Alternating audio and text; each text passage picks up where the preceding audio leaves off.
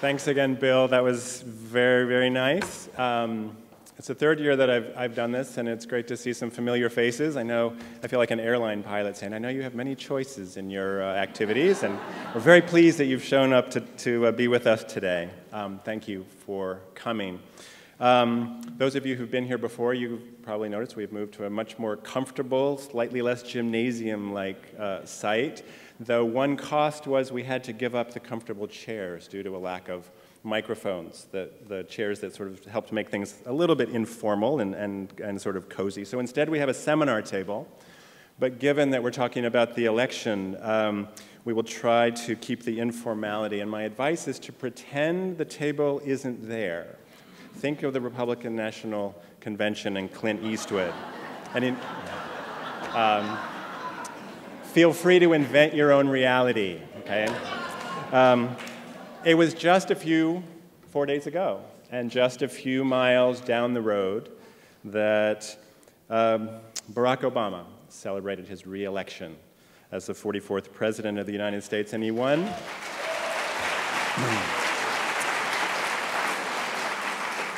So you think this is a good thing. I'm just guessing, just guessing. Clearly you are part of the socialist 47 percenters. I can see your victimhood in your eyes, and I'm afraid there's nothing I can do about it. But he won with more than 300 electoral votes. We now know today that it was 332. Florida. See, you were wondering what the audience would be like. I warned you. I warned you. Florida was called today, officially, albeit 4 days late. Barack Obama collected, at last count, with several million votes still to be counted, 61.7 million votes. The turnout among Hispanic voters in this election was 10%.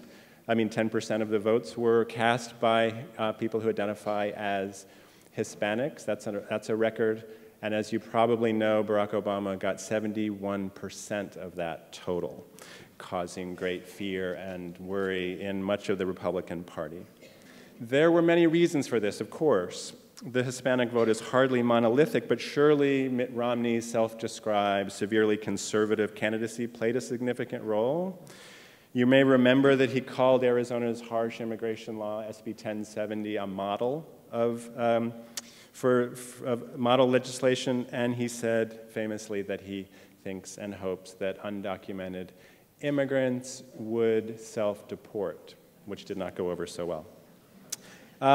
One of the most intriguing results, too, at least to my mind, was that Obama was the first Democratic presidential candidate since the Bay of Pigs to win a majority of Cuban-American votes, which bodes, well, it makes for interesting possibilities, as we were talking before coming in, for Cuba policy and the changes that Bill Clinton had hoped to make in 1992, but felt that he couldn't risk losing Florida. So there is a lot afoot, and clearly the Republican Party, by its own admission, has a problem. There was no mystery in the virtually immediate announcement from House Speaker John Boehner, not to mention Fox News commentator Sean Hannity, that maybe there is good reason to have comprehensive immigration reform, and that may be a priority. Immigration and immigration politics in this country is almost always about Latin America and the Caribbean. Immigration, which is almost always about Latin America, which is almost always about immigration politics, was important in this campaign, and there were occasional references to Hugo Chavez of Venezuela. We will ask Boris about that. But one thing that did not come up much in the campaign, and we're going to talk about this today, was the U.S. relationship with Latin America, especially the economic trade that is important to both sides. One of our panelists, Fernando Pizarro, mentioned to me today that he felt that Latin America was totally absent from the U.S. campaign. We will come back to this later, but perhaps some of you saw a particularly thoughtful opinion piece in today's New York Times, an op-ed piece by Jerry Cadava, who I believe may be with us here today. He's a professor at Northwestern. And he sketched a context for immigration reform and the debate in this country that went well beyond border fences and the DREAM Act. He wrote this. He said, Americans shouldn't see comprehensive immigration reform as a domestic policy that protects American sovereignty. Instead, it should be a cross-border initiative with a vision of warm relations in the hemisphere. Hemispheric relations is one thing we'll be talking about today, along with some good old political debate about the election that has just unfolded before our eyes. Indeed, that was unfolding until about a few hours ago in Florida. It is an election that gobbled up billions with a B of dollars in advertising spending, and some of it in 7-digit denominations from very, very wealthy partisans, some of whom chose to be public and some of whom have names we do not know. It was also an election, because we're talking more broadly about democracy here today.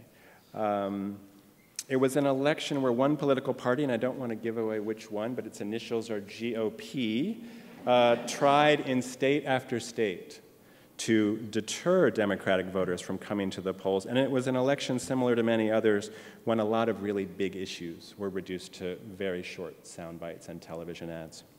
So today we are very fortunate, as Congress and the Obama administration prepare for the combat and the maneuvering of the next 4 years ahead, to have with us 3 very distinguished journalists with deep Latin American roots. Each of our panelists knows the conundrums of democracy, sometimes from personal experience, and each has watched events unfold here in the United States at close range, as well as elsewhere in the hemisphere. Boris Munoz, Claudia Mendez Ariaza, and Fernando Pizarro will offer their thoughts and perspective on the U.S.-Latin American relationship. We'll talk for, an hour-ish, but I want to make sure that we leave time for your questions. So with that, let me tell you who will be making us smarter today. First is Fernando Pizarro, who currently works for Univision, the enormously and increasingly influential U.S. television network that now is using both languages and has done a great deal of work on political developments. Fernando was raised in Chile, spent some of his time here in the United States growing up. He spent some time even in Illinois, in Thompson, which is best known as the place that is at least not yet the home of Guantanamo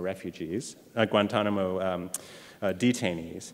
He spent a lot of years under the Pinochet regime and experienced firsthand the worst of the repression there. Interestingly, Fernando started in sports. Maybe not so surprisingly, made a very easy transition to politics. And as he was saying, that he used to find that politicians and athletes often said the same thing, often in the same language, and he said he didn't always know which one sounded smarter on which subject. So we will call on him for that.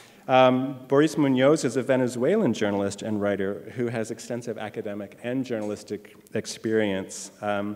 He got a PhD from Rutgers in Hispanic American literature, where he read and dissected the works of the likes of Jose Marti in Cuba. He has spent a fair bit of time in the US and is now living in Cambridge, where he is currently a research associate at the Rockefeller Center for Latin American Studies. Interestingly, he's now working on issues in Latin America of media and power, private and public control of the media. In Venezuela, he was recently in Ecuador talking about these very crucial and difficult questions of freedom of expression and how that can work with different media models. And we have Claudia Mendez Ariaza, who flew in yesterday from Guatemala to be with us. She is a staff writer for El Periódico and co-host of a television show, A las 8:45 in Guatemala. She's covered courts and also has worked as an investigative reporter. In particular, she has worked on corruption, issues of corruption and the drug trade, which both have relevance to our conversation today and to the US side of things. She also spent some time at Harvard. So with no further ado, I'd like to talk a little bit now about this question of democracy. We have heard nothing if not about American exceptionalism in this last campaign and how the Americans are so good at everything. We're so good at democracy. And gosh, wouldn't it be great if everybody were just as good as we are? And yet, as I've said, we've got these multi-billion-dollar campaigns. We've got votes that aren't always counted. We had Florida, just for example.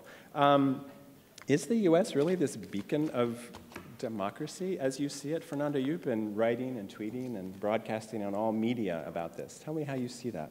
Well, thank you for inviting me, first of all. Thanks, Peter. I think that the United States has long been a beacon of democracy, and now with the democratization of Latin America, as we've seen in the last few, maybe 20 years, there is a sense sometimes, especially since 2000 and now lately, that if very perfect, the system in the United States still has some flaws.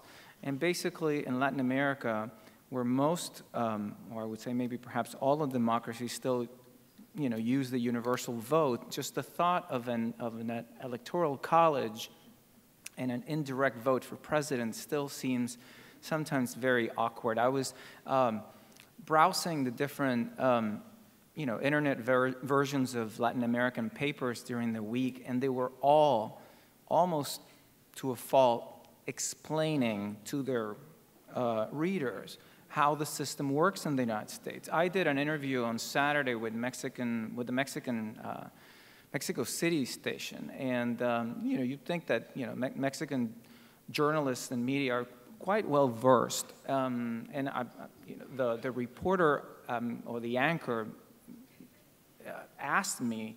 Not, he knew exactly what the problem is or what the difference is. He wanted me to, emphasize to his listeners what the difference was and why, if the election were held in Mexico, what did it mean really that if Obama had won in the state of Sinaloa or Coahuila or Quintana Roo, and why did it make a difference? And why it wasn't the same as in Mexico. So I think that view of the Electoral College is still something that still today puzzles many people. It puzzles a lot of us too. I think it is safe to say. And it would have been so interesting, not necessarily a positive, but it would have been so interesting if this election had been split with the popular vote going to one candidate, and especially if it had been Romney, to see whether there would have been any action on that. It would have. Claudia, how do you see this? Do you see that this 2012 campaign was a fabulous exercise in democracy? Well, it depends what we call democracy nowadays. I mean, the concept of democracy for me, it's very complex, not only here, but everywhere. For example, I was attending this class in which an African American was explaining democracy in terms of access to internet, electricity, and education. And he was speaking from this country, and I was listening to him in this country, and I was thinking, oh my God, I could transfer this conversation to my country, what democracy means. I mean, the access to electricity, water, internet, education, health, everything. So it's a very complex definition, a very complex concept, and the beacon of democracy, I think it's, as Fernando said, I mean, as you said, a lot of Americans still struggle to understand it, so can you imagine the rest of the world?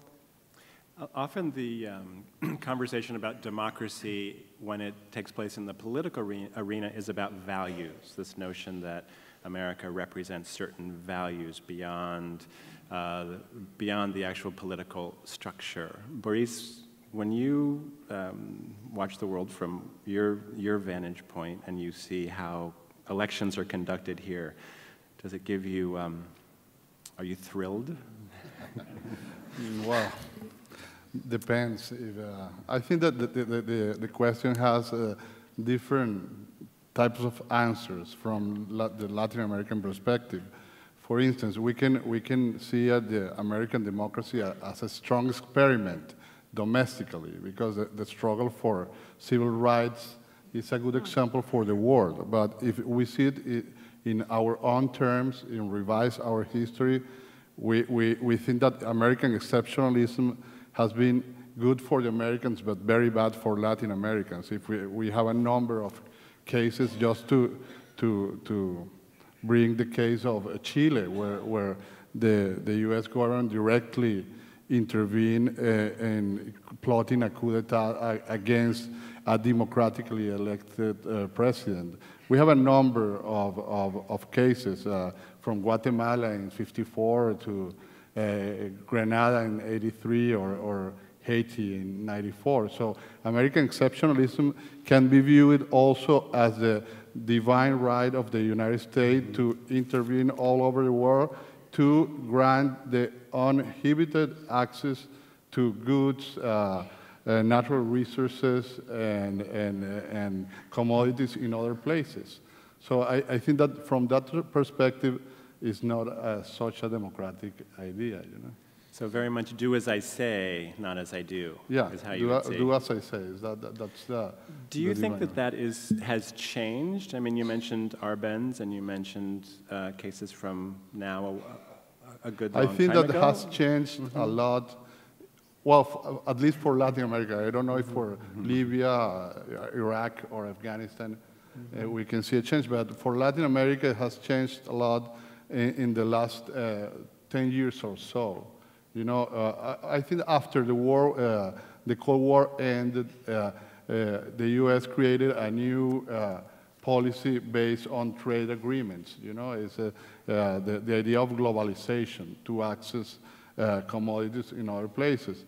But since I think that 9/11 changed a little bit the dynamic in the region, so the U.S. had to focus its attention in the Middle East and give its back to Latin America. In that way, it has changed. In the last decade, Latin America has prospered a lot without the attention of the United States in the backyard.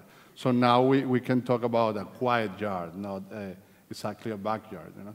And I think that has been really positive for the region. You know, we have a number of problems, but in terms of the development of our regional democracy, it's been good. And do you see the United States as having an interest in that quiet yard? And how do you see the United States trying to make that happen? I think that maybe Fernando or Claudia, then I give my answer, so just to share that. Well, if I were to define where's the interest of the United States from my region, from my perspective, I mean, the drug war is still very important, and it's a daily debate, it's a daily struggle, and it's there, it's actual. It's all the time we're talking about, we're trying to call the attention of the United States to have the conversation and to rethink the war on drugs. I will mention that. Can you talk a little bit, I want to talk also about the war on drugs in direct connection to this election because of legalization, but let's leave that for a minute. Talk a little bit more about how real it is and where, let's say, your friends or the people you write about in Guatemala see how they see the U.S. role or responsibility in that. Well, there was a story in the New York Times at the beginning of this year, and it was the story about two brothers, Mexican brothers, fueling money to the Obama campaign. So it illustrated very well what I was trying to say minutes ago, how many things from Latin America seem to be transferred here. I was in this conversation, I think you went there to that conversation too, with the author Junot Diaz, and he was saying something like Latin America being transferred here to the United States. And that was the first thought that I have when I read that story about these two brothers who used to run a cartel in Mexico, and they were, the investigation from the New York Times revealed that a lot of money from this organization, criminal organization, was, you know, in the Obama campaign, one thing. The second thing, I mean, this is the daily bread in Latin America, or at least in many countries in Latin America. We have the example from Colombia, Guatemala, and Mexico on how criminal organizations became really, really powerful. And we're talking now about co-opted states, which mean criminal organizations realized that it was not a good idea to fight against the state, but to take the state and run it. I mean, for themselves and by themselves. I don't know if that answers your question. That's you know the basic problem in Latin America democracies. I mean, these organizations becoming more and more powerful and very sophisticated to the point that they can reach the state. They can fund political parties, and then you have the political parties from the narcos or the cartels running our democracies. And what do you see as the U.S. responsibility in that situation? And then I want to come to Fernando and your talk about your point about how this is not something that, even though it is very important in this country, was not discussed during the election. Yeah. How do I see the U.S. responsibility? I believe in Latin America we have and we must start breaking this myth of believing that the United States is the only one responsible for this. I mean, studies now show that United States, it's maybe 40% or 50% consuming the drug that is produced there. Europe is becoming really important, and Brazil and Argentina are the most important consumers of drugs. So it's not a problem. We must start not calling, we must start to realize that this is not a problem from war in the United States, but everywhere in the region. And we have the names of the countries, and we have some numbers that can reflect where is the problem really. What's the responsibility of the United States? I believe that we have to debate this, and we are there's a very common proverb in Latin America that we're putting the deaths and you're putting the money, meaning the U.S. is putting the money, but we're putting the death. I mean, the civil death toll in Mexico is getting to more than 4,000 deaths out of the drug war. So that's what we have to discuss right now. And that is not very far away from parts of the U.S. To finish the point of the drug trade and the drug issue too, I mean, I don't think this was widely covered in the U.S. During the last summit of the Americas in Cartagena, Colombia last year, the United States, the Barack Obama administration saw basically what we could call a slow but upheaval or rebellion, if you want to call it that way, but basically a complaint by many Latin American countries who are internally debating what to do because many countries in Latin America are tired of the so-called war on drugs, the way it is conducted. Mexico, for instance, is the current administration, the outgoing administration, has been not very pro-legalization. The incoming president, Enrique Peña Nieto, even though he said that he's not also much in favor of legalization, they could be open to that. We were talking earlier, and I don't want to jump into legalization yet, but there are other countries like Uruguay has done this. Now, anyway, so there's been a shift in the way many Latin American countries are seeing the way the drug war is conducted. Now, to switch to the other question you were going into is the interest in Latin America in the debates, for instance. Did you all watch the 4 debates? Do you all remember anything said about Latin America in the debates? Even though we had 2 debates about foreign policy, I had my hopes when Bob Schieffer started the 4th debate and the 3rd presidential debate, and he started about, this week is the 50th anniversary of the Cuban Missile Crisis. And I went like, oh my God, yeah, they're going to talk about Latin America. So then he says, so on Syria, and I'm like, so I have to give credit to Mitt Romney, because in all of these debates, he mentioned in one line, he mentioned Latin America when he wanted to talk about trade.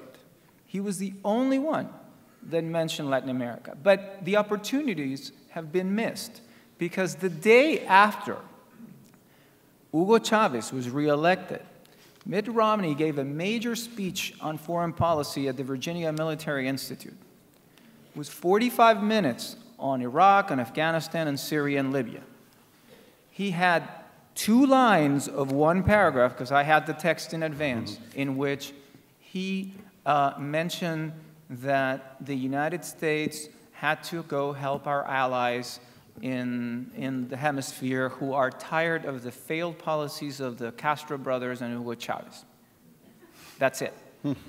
And then we asked some of his foreign policy advisors that afternoon. It's like, I'm not going to mention who, but he said, well, you know, the re-election of Hugo Chavez was 12 hours ago. You know, you can't change a speech this big. I'm like, come on. Speeches are made to be changed within, you know. I mean, I'm sorry that the prompter probably maybe had skipped a line, but, you know, they could have done something. He did not even react to the re-election of Hugo Chavez.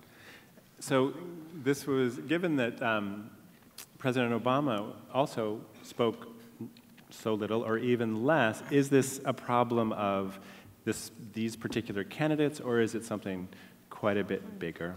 It's probably pretty familiar to you. You know, I've heard pundits and political analysts who are Latino in several events, you know, before the election and right after the debates, on TV and off. And they've said that maybe the fact that Latin America was absent is a good thing. I mean, that can be debated. And they said that because it means that Latin America is not a problem today. It's not a problem area, with the exception of Hugo Chavez, you know, still Cuba there, you know, I always say that for Univision, there are 3 topics that never change, and one is Cuba, the other one is Puerto Rico's status, and the third one is immigration. It's just like an over and over, it never changes.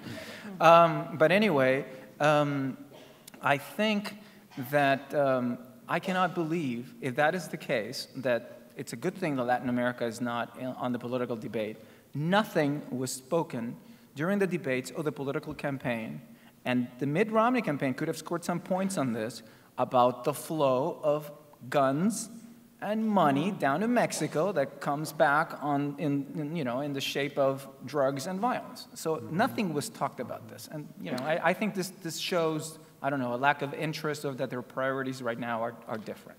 I would like to add just a brief commentary on this. I think it's not lack of interest. It's something worse. It's kind of an indifferent approach to a debate that is not domestic. It's intermestic. You know, it's regional and domestic at the same time. And I think that the United States is missing a big opportunity to engage in a regional debate that Latin America as a bloc is asking to have, and particularly examining different alternatives and options that had been put on the table by important personalities such as Brazilian former President Enrique Cardoso or César Gaviria from Colombia and Cedillo from Mexico, who have actively promoted a discussion on legalization of drugs in order to avoid these murderous mafias that are killing so many people not only in Mexico, but in Central America and in all other countries. That is, drugs now is not only a hemispheric problem, it's a global problem of governance. So I think that the United States should tackle that in the coming years, and not avoid the debate, because I think that's a big problem there. But I think also the question is not only if the candidates miss to talk about Latin America, but if the society itself is missing that conversation. I mean, think about the media, the American media. I mean, what's the type of coverage they give to Latin America? If it's not for immigration, it's for drugs. And if it's not for drugs, I mean, what's the point? I mean, or what's the subject? Yeah, it sounds like Claudia and Fernando, you're both raising questions about how what kind of attention Latin America gets in the American media and in the political world, and why. And so at some level, it's become just a recycled story of very familiar themes with nobody thinking much deeper. And certainly, as Jerry Carava pointed out in his piece today, anti-immigration policies have hardened because of the demands of US politics. So shifting to how that debate actually, the debate over what's important about Latin America really happens, let's talk a little bit about attitudes here and how they are conveyed. When you're at Univision, what audience are you addressing about Latin America, and what kinds of things are you pointing out? Well, obviously Univision, by being and I guess our competition, Telemundo, and some of the new outlets that are coming out, Mundo Fox is a brand new Fox venture, Colombian with Fox. Which in itself shows what a growing audience it is, and how much more important this is going to become as time goes on. I mean, of course, because we're in Spanish and our audience is mostly Latin American immigrants, or the children of, or their families. I mean, I think we feel that we're giving a lot of attention. However, we tend to focus sometimes on some countries more than others, sometimes because of costs. There are other media outlets like CNN en Español, for instance, which has taken the role of covering everybody. But I think we are different because of that. But when we go into what we would call English language or mainstream media, even though I hate to call myself being out of the mainstream, but anyway, so I think there are days in which you can open the paper, well, let's say old-fashioned, let's open the paper instead of, looking at a screen, and you're looking at the international coverage and major papers in this country, and you can say, oh, nothing happened in Latin America today, because of course it's all about, Syria and Iraq, or Japan or China, and there's a lack of interest. I mean, and to you, obviously, having been an expert in Latin America, that must be particularly, interesting to say the least. But I think there's a lack of attention paid to Latin America in general, unless there's the big tragedy or the big coup or something. Once in a while, you'll see the nice enterprise piece on something positive. But just like coverage of so many things in the United States, it's very helpful to have a Castro or a Chavez to become a caricature in a way. And we have Chavez, of course, who has given a book to President Obama.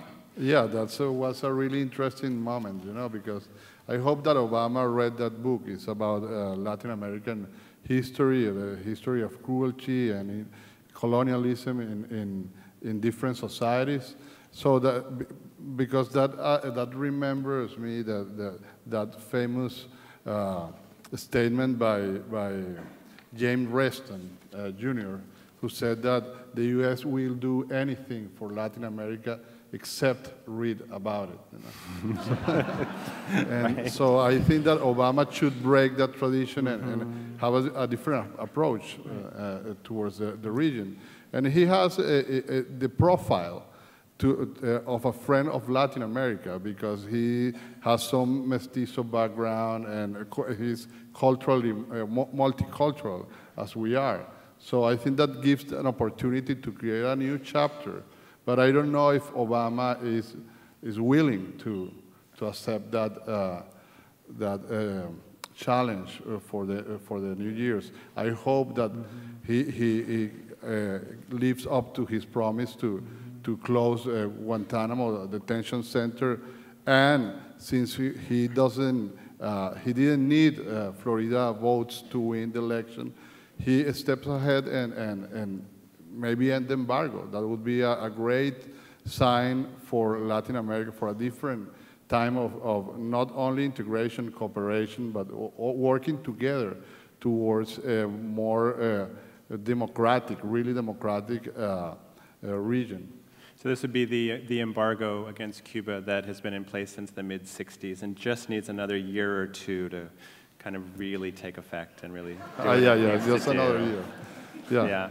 But But more seriously, about that background, so you feel he's well positioned, that he is an internationalist, he has an interesting background racially and ethnically, and that gives him some kind of goodwill, or Yeah. or just provides a certain measure of, dare I say it, hope that he could make a difference. What has he done or not done in the first 4 years?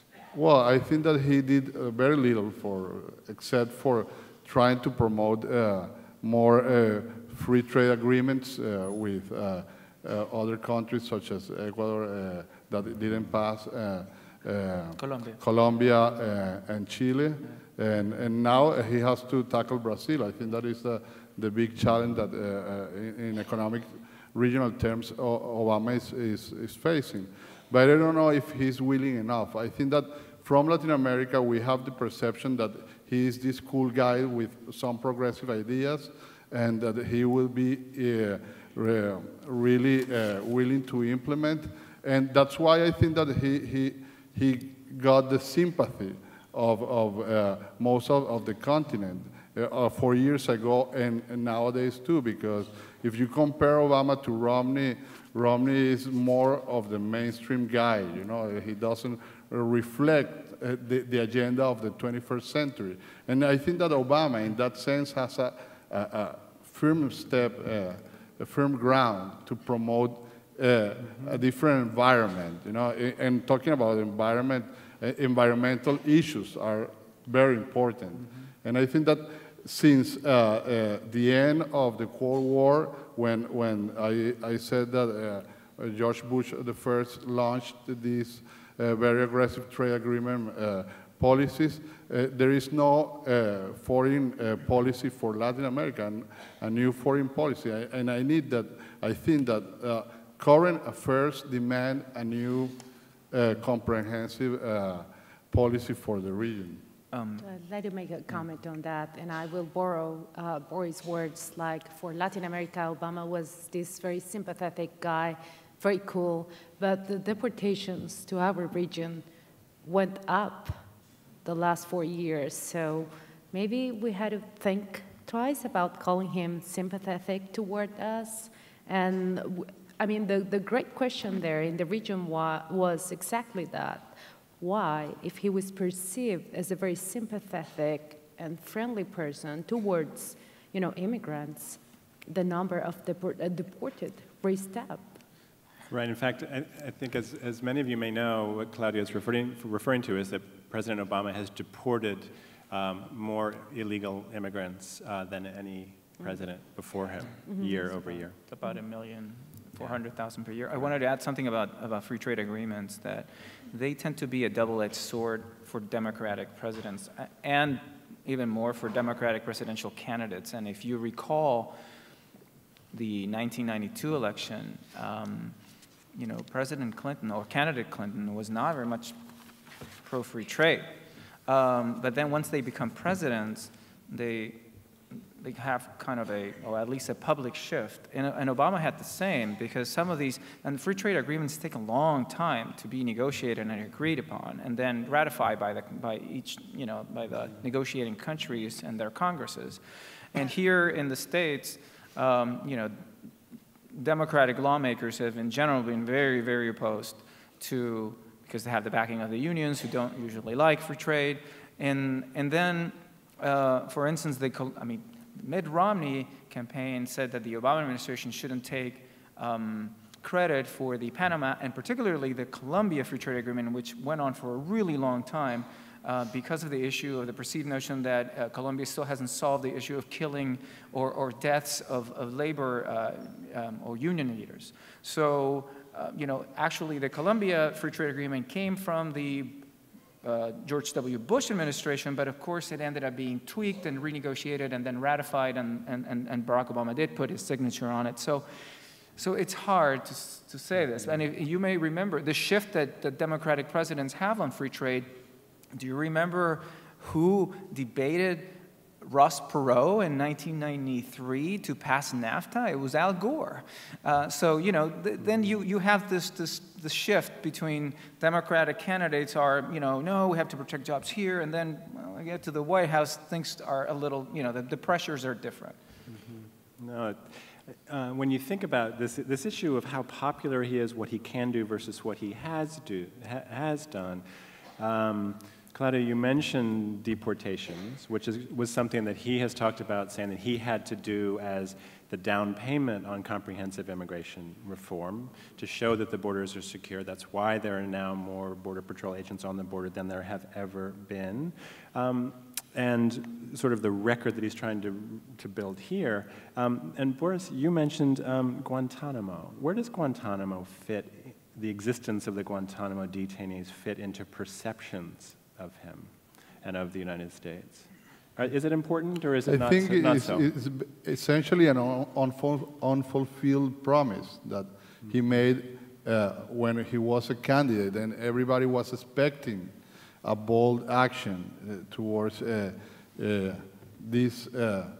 base that is a shame for not only for the United States, but also for the continent. So that's my basic perception. And we since then, we are waiting for to know Barack Obama, the guy that he promotes that he is, but we haven't met the real Barack or Barack Obama as he portrays himself, this cool, multicultural lawyer and a rude act.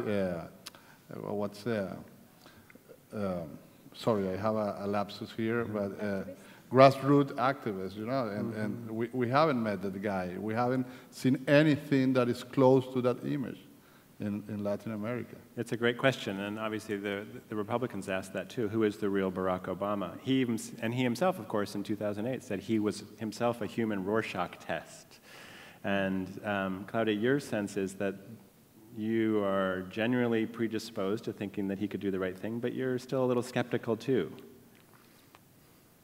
I'm always skeptical, but the message is here, and back to our conversation. What was the sign that the world saw when he became president? It was a positive sign. I mean, the world was watching it by television, and the first black president for this great nation. But my answer was that it takes more than a man, than a name and a last name to change things.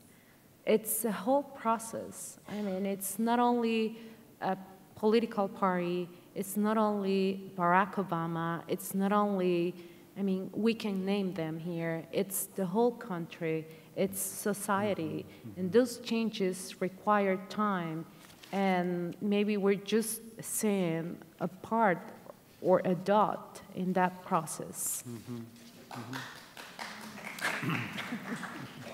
That you can't do everything in 4 years. I think I've heard that before, but no, I just meant the applause, that sense that it does take time. I don't mean to be negative about that at all. On the issue of immigration, let's talk about that, because that's so central to so much that's going on in the political debate here, virtually as we speak. Talk a little bit, Fernando, about what you see as both the potential for a comprehensive immigration reform and what that could mean to the Latino vote going forward. Well, having covered, just as a background, I've been covering immigration for Univision for the last 10 years, and I've seen repeated calls for immigration reform, and we've had two close opportunities to having passed it back in 2007, as you may recall. And then the 2010 lame duck session tried to pass the DREAM Act, which I was surprised that it passed the House, even though it's still, controlled by Democrats, because it was a lame duck session. It's a difficult topic. And then, of course, as you all know, it failed the Senate for the same reason that it failed in 2007, which was the filibuster rule. Because there were more than 50 votes. I think in this election, the immigration issue, or at least the perception among Latino voters about Mitt Romney's changing of minds and the self-deportation comment that came back to haunt him repeatedly, I think this may have cost them, the greatest share of the Latino vote. because repeatedly, there's something that you have to consider when it comes to Latino voters. Every time there's a poll of Latinos and then Latino voters and registered voters who are, by definition, US citizens, maybe born in this country, second, third generation, immigration is never the top priority, never has been. Even though, I mean, once in a while there's a poll that comes up with that, and it's usually the majority of the other polls don't show that. But in this election, I think there was a lot of sympathy for, there are a lot of families who have mixed status relatives, or so something happened in this election that basically Mitt Romney ended up paying the costs for that type of rhetoric. Now, everybody has rediscovered immigration after the election, and then Boehner is talking about it. Apparently, Sean Hannity changed his mind. He said he has evolved. He did say his position had evolved. Not that the Sean Hannity has any voting power in the House, but we're in the Senate. But anyway, I think there is a potential, Peter. I think there is a chance for something. But I'm going to be, again, very skeptical, having seen many efforts. I think that we're going to have to deal with this fiscal, what do we call it? The fiscal cliff, the precipice, the abyss. We're going to have to pass that one first, deal with that. So I hope that President Obama will not, have to not deal with immigration like he did in the first term and fail on his promise as he told Univision, because he dedicated all his time to the economic crisis in '09 and then healthcare.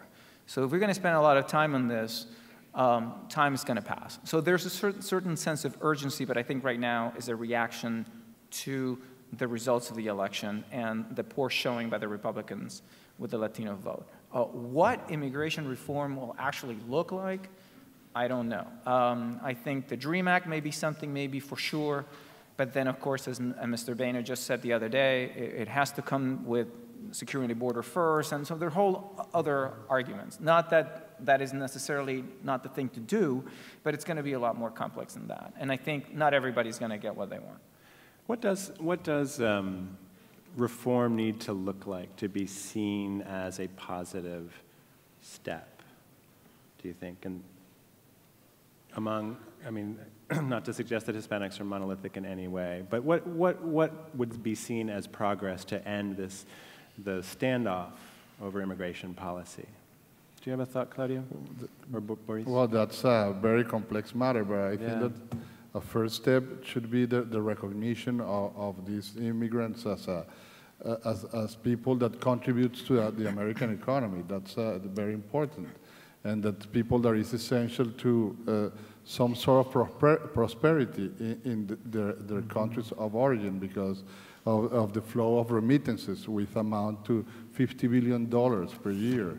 So that's why I think that is the immigration reform should be, it's a national domestic issue, but it should be part of a larger debate with the countries that, with most immigrants here, the Central American and North American countries, and as well as the Caribbean countries, a larger project for a future of prosperity. And I think that should be one of the issues driving the discussion. I believe that from the very beginning, immigration has to be addressed particularly in two sides, in two ways. It's not only the immigrants, it's not only Mexicans, Central Americans, South Americans, but it's also a matter that affects Americans too. And it comes to my mind the story about Iowa, Postville, Iowa, the biggest rate in the history of the United States, when about 400 or close to 500 immigrants were deported, mainly from Guatemala. And what happened there, it's really, really shocking. I've seen many documentaries, and mainly. The story of the town changed radically after that raid. I mean, it was a broken town after the raid, and I couldn't believe it. And of course, if you get to see the lives of the people who were deported, families were, broken apart. Fathers were there, children were here, women were mainly here, and it was really absurd for me to see the images of these women carrying these bracelets, very heavy bracelets, in their ankles. And I was thinking, only that little sign, that little thing should change. But not only, from one perspective, but from both perspectives. Hearing the story of a broken, town in the States because of such a decision really should make people think that it's not a matter of only one way or region, but it's bilateral. I would like to add something brief about the approach, because if you take, there are many different cases. Arizona is one case, and Oklahoma is a different case. Being a Republican state, the flow of immigrants to Oklahoma City and other places in Oklahoma has helped revive the economy. It's a big part of the economy. And being a Republican dominated state, they have a different stance toward immigrants. They are not as harsh as in other places because they acknowledge or recognize the importance of these elements to the prosperity of the whole place. So that's why I think that the approach should be also cultural. It's a part of a changing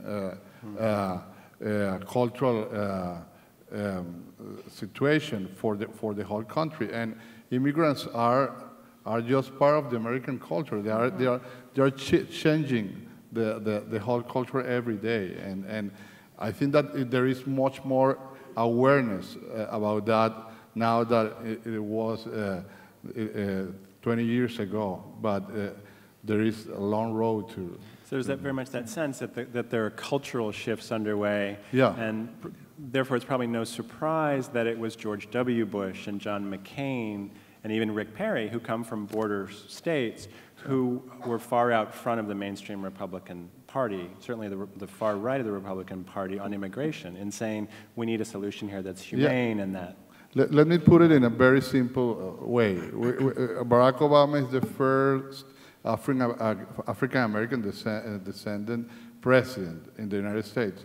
Maybe in a couple of presidencies, we can have a Latino-American descendant president.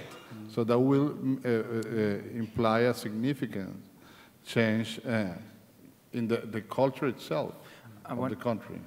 I wanted to add something that you mentioned, McCain.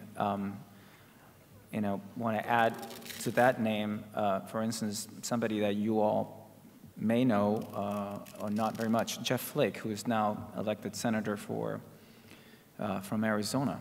And he beat Richard Carmona from Puerto Rican descent, who used to be Surgeon General for George W. Bush, but ran as a Democrat. Anyway, Jeff Flake, with McCain back in '03, and former Congressman Jim Colby, were the first ones that pushed, 3 Republicans from Arizona, were the first ones that pushed for comprehensive immigration reform with a pathway to citizenship. That, as years went by, evolved into the McCain-Kennedy bill of '07. What ended up being voted on was a mishmash of all kinds of other things that many people deemed it a disaster, but we're not going to get into that now. But we have, I think that's why another reason why I think McCain lost in '08, because he took a harder stance than what he had shown before. Romney, at least in this case, I don't think he.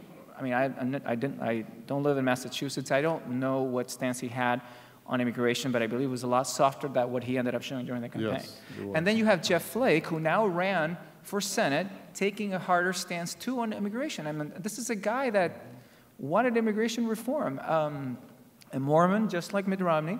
And in the end, you know, I think this hurts the Republican Party, and they're going to have to open up to do something. However, I think immigration reform is going to need, in the practical way, or it's going to need some legalization of some sort, a solution, a more permanent solution for the DREAM Act kids, and other things that are going to please both sides, like increased security at the border, and a way to avoid, and I'm going to open a can of worms here for later maybe, which is a way to avoid or to not to allow businesses or allow businesses to check identities, which already exists, which is a computer system called E-Verify. And I know a lot of people don't like that, and a lot of Democrats don't like that, but there's going to have to be some sort of compromise in order to get something that will be palatable to everybody. Is that how you see it too, Claudia? Yeah, it's very complete, your diagnosis. Yeah, I think Yeah. it's complete. Yeah. It is just, I mean, it's just such a fascinating study in how domestic politics set these priorities, right? And McCain had been very progressive, relatively progressive on immigration reform, and then he ended up running against, he got a Republican primary challenger, J.D. Hayworth, and ended up dealing with going to the right, and Flake did too, and Jeff Flake's also interesting on Cuba, because he worked with a Massachusetts congressman, Bill Delahunt, on a relatively relaxed Cuba policy and has had to move away. So it's clear that much of this remains in flux. I want to ask one more question before turning it over to you, and that is this issue, what the implications are of now 2 states legalizing marijuana for recreational use on drug policy in the U.S., and whether you think it'll have any, if that were to spread, would it have positive or negative effects on the drug trade south of the border? And then I want to go to your questions.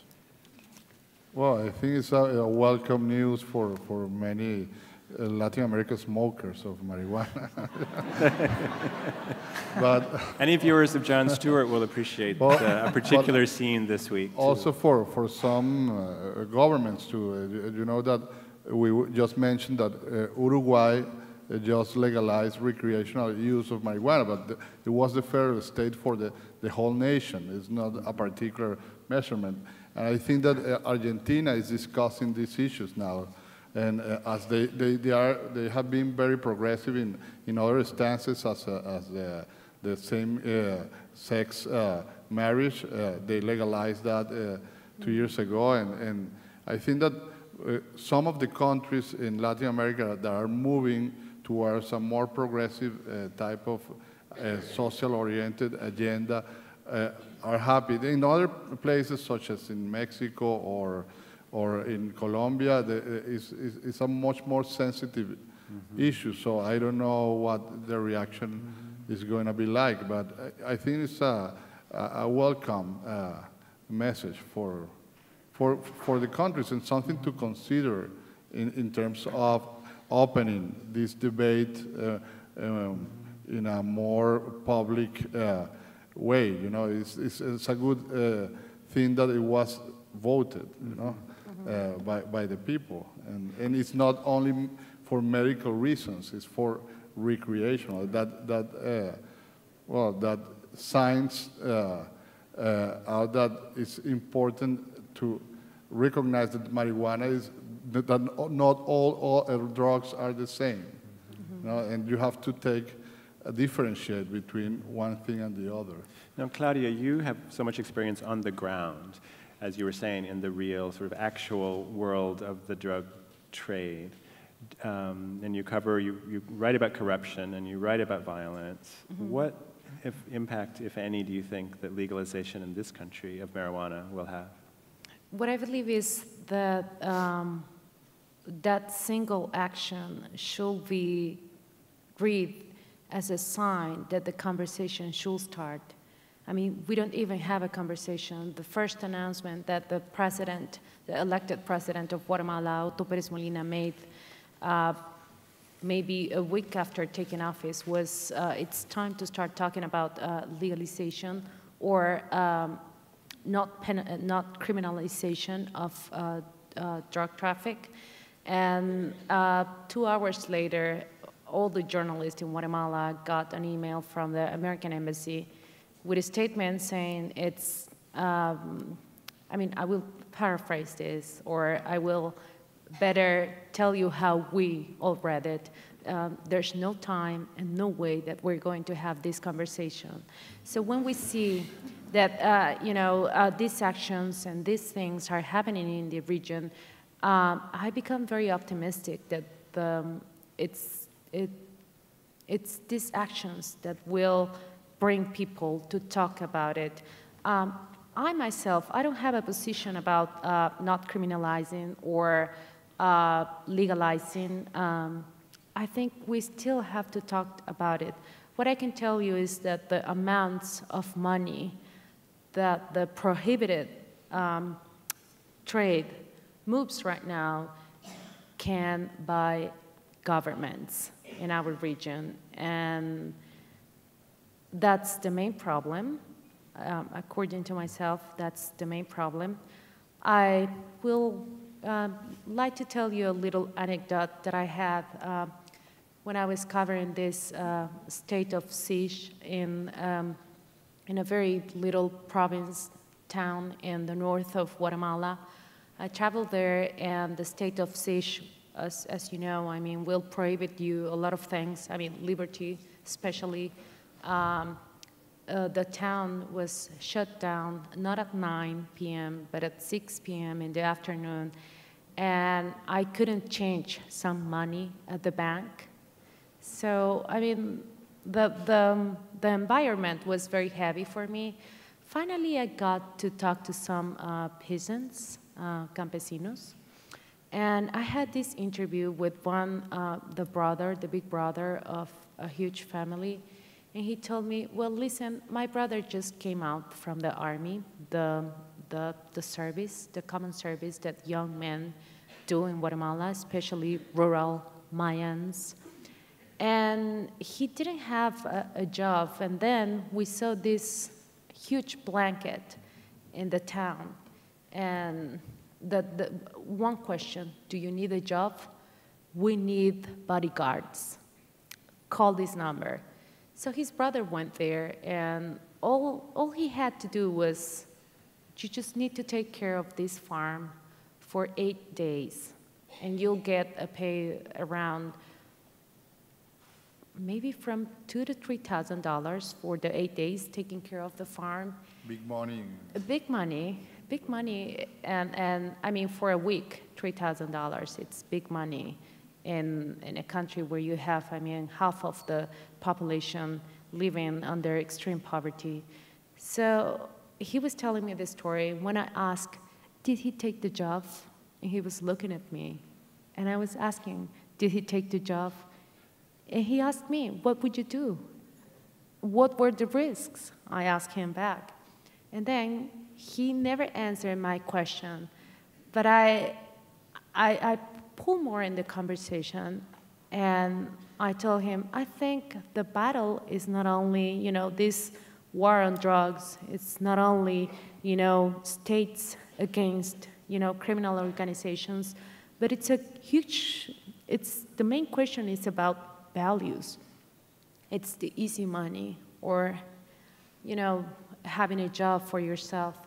And he said to me, he spoke in his national idiom or language. I couldn't understand him, and then I asked him to translate it to me, and he said, I think you're right. It's to show our children, I mean, what the difference in between good and bad money is, but, I mean, in front of poverty. And do you think governments have the same question of values?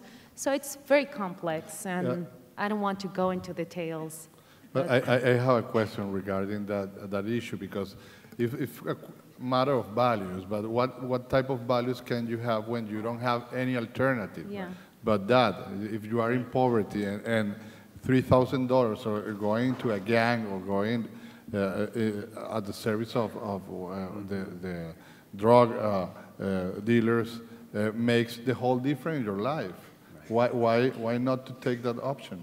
And I know what's the exit for most of them, to walk more than 4,000 kilometers looking for the north. Right. That's the exit right now. And it shows, both of those things really show how things are connected with Exactly. what happens here. Yeah. Well, thank you for that very much. Let's go to your questions. And I know that a number of you want to zoom out at 5:30 because you have other things to go. So we will finish on the dot. My name is Itai Segev, and some commentators have suggested the votes in Colorado and Washington legalizing marijuana would give space for Peña Nieto and maybe also Colombia, who have not come out publicly in support of decriminalization. Do you think that's, true, or is that just wishful thinking? Did you catch that? No, I didn't. Can you? I didn't quite understand. I couldn't make that out. About decriminalization. Right. So some have said that the votes in Washington and Colorado will give space to Peña Nieto and other leaders who have not come out in support of decriminalization, space to do so. Is that a realistic analysis, or is that just wishful thinking on the part of analysts who support decriminalization? What will be the future of that, do you think? I think I saw an article by a colleague that went out on the Reuters wire a couple days ago that was basically talking about what I had mentioned before about how a lot of Latin American governments had basically taken a stance against U.S. policy on drugs, particularly at the Summit of the Americas. And there was a mention about, now that we have 2 states passing or legalizing the recreational use of marijuana, what would happen and what would that create a shift in attitude? I think it's going to take a little bit long. I mean, that's just my impression.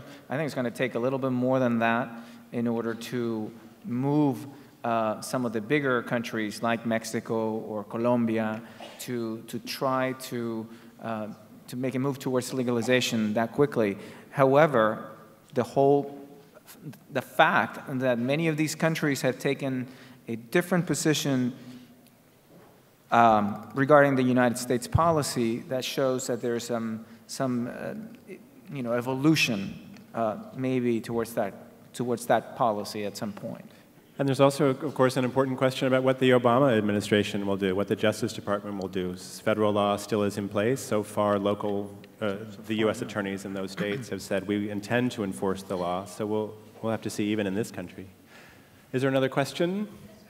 Yes, we have a question on the other side. Hi, my name is Holly Rosner, and I have really a 2-part question. Assuming that something were done about the existing problem of the immigrants who are living in the United States, what would you propose as an outsider, and what would you propose if you were an insider to control or not control the borders in the future?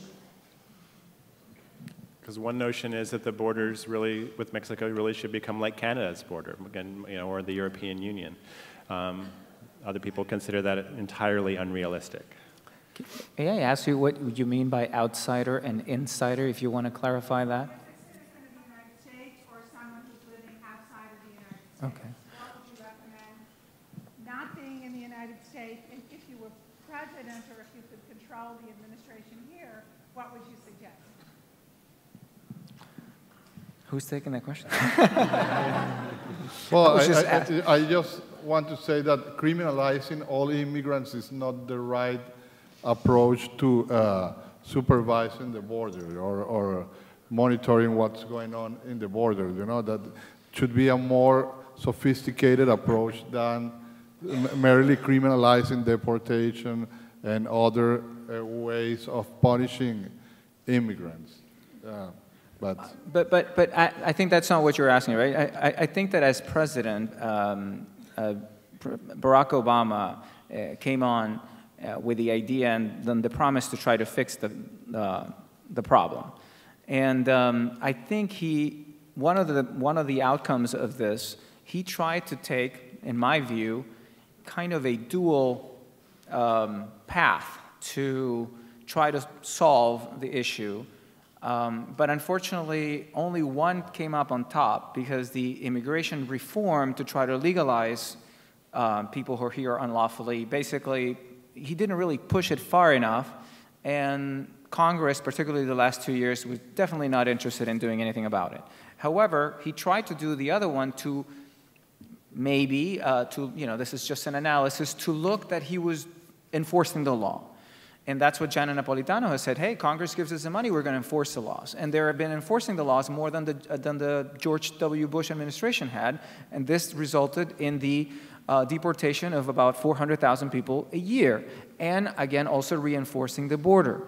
Now, what would the question to an insider, outsider, you mean a citizen of Mexico or Central America? A citizen, not a president of, well, I think many of them, you've seen maybe in the last few months or a year, with the downturn of the economy, there has been a major plunge in illegal immigration. However, that may start changing when the economy starts picking up here. And the problem again is many of these people come because of their needs at home. And if their needs at home are not met, as you well know, in their native countries, people are going to still keep on coming. So as I said before, I think any solution is going to have both angles in order to, let's say, appease both sides on the both political angles on the political side here in the United States, which is maybe finding a way to secure the border more accurately or more effectively, but at the same time also be able to enforce the laws and also provide some way of legalization for, well, the universe of what the people that will benefit from such a legalization will have to be defined by Congress. Okay, we have another question on this side. Please state your name. Name's Tom Jester. I'm pleased to see that we have a representative from Argentina. I actually have been reading a newspaper with an article about Argentina very recently. I know I'm one of the few people here who reads the Wall Street Journal, but I wish you would comment on that article if you're aware. It sounds like your re-elected president's going to be a problem. Are you optimistic? In Argentina? There was a huge protest 2 days ago against the proposal for reforming the Constitution in order to establish permanent re-election or a third term at least. It's just an idea. It hasn't happened.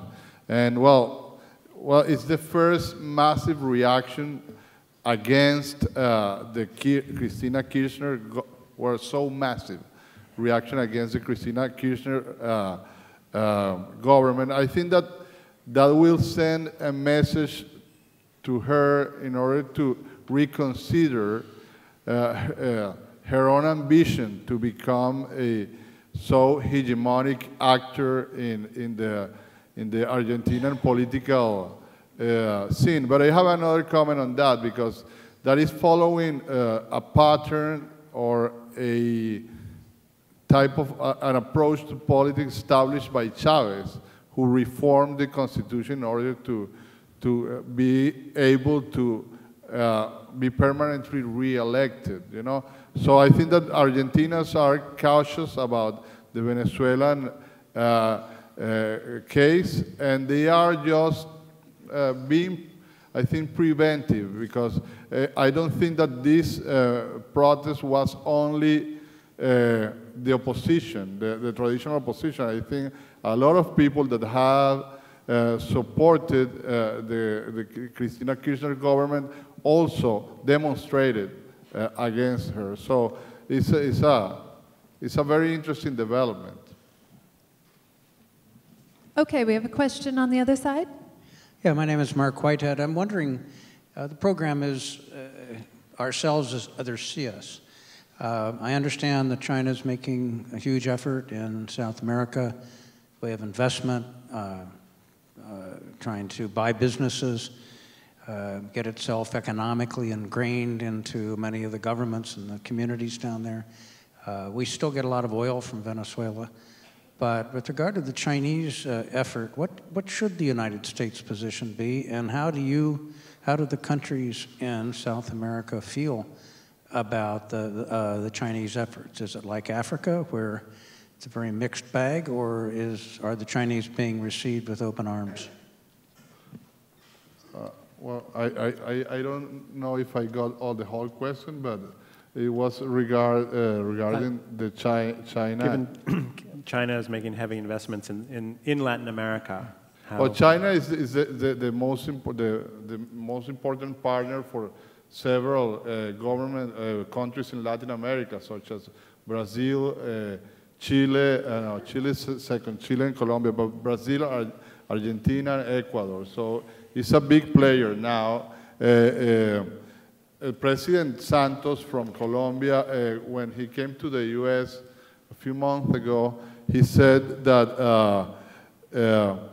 the most important strategic interests of the United States are in Latin America, and that working together we can create prosperity, was his message. I think it was a clear stance to get the U.S. engaged more actively, not only via trade agreements, which is really important for some sectors or areas of the economy, but as part of the hemisphere.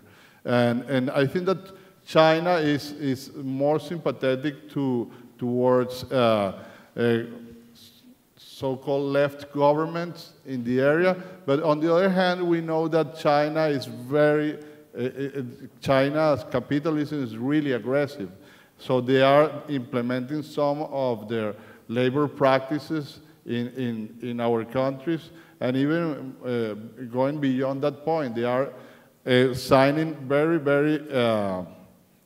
I don't know what's the word, but sort of neoliberal agreements in order to get part of the natural resources, very important part of the natural resources, such as the mines in Ecuador, which have created a huge protest from the indigenous peoples in Ecuador that see these investments and this big business with China as a threat to their very existence.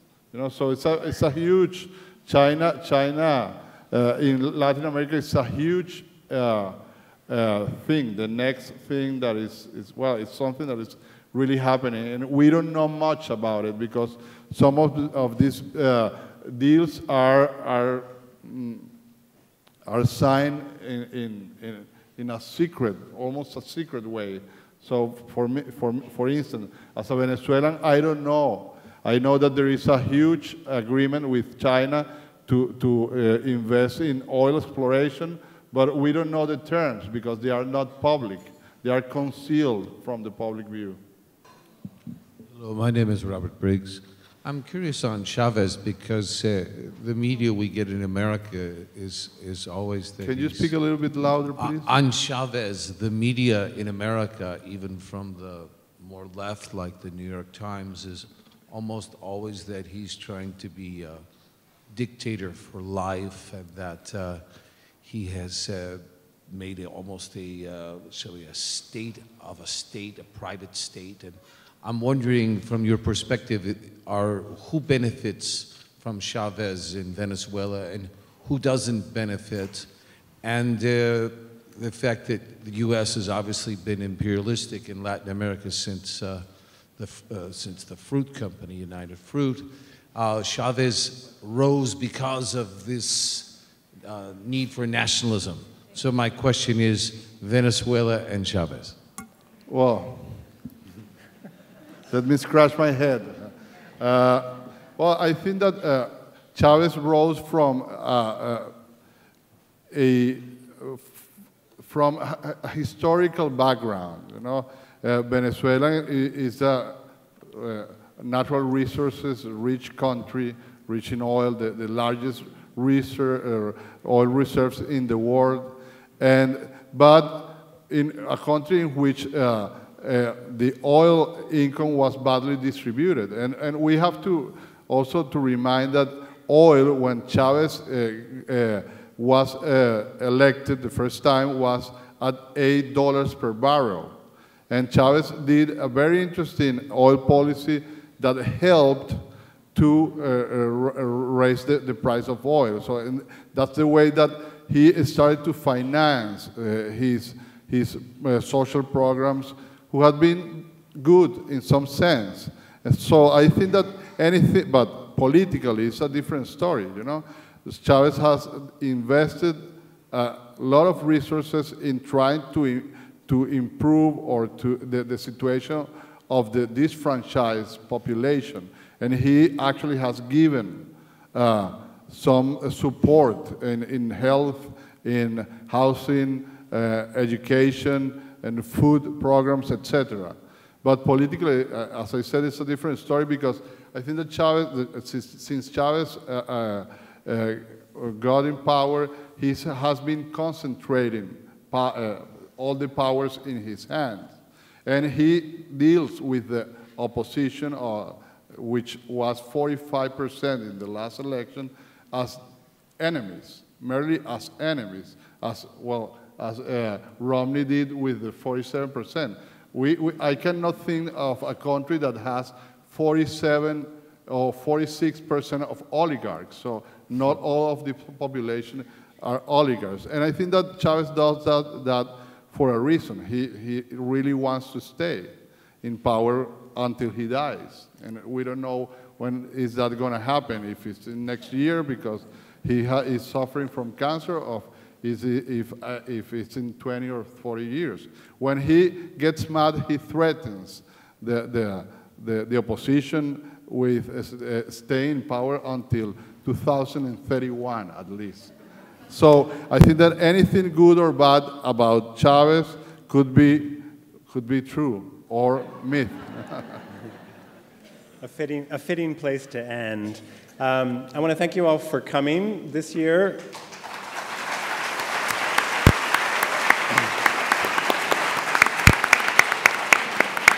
I'd like to thank Fernando and Claudia and Boris for sharing their wisdom with us.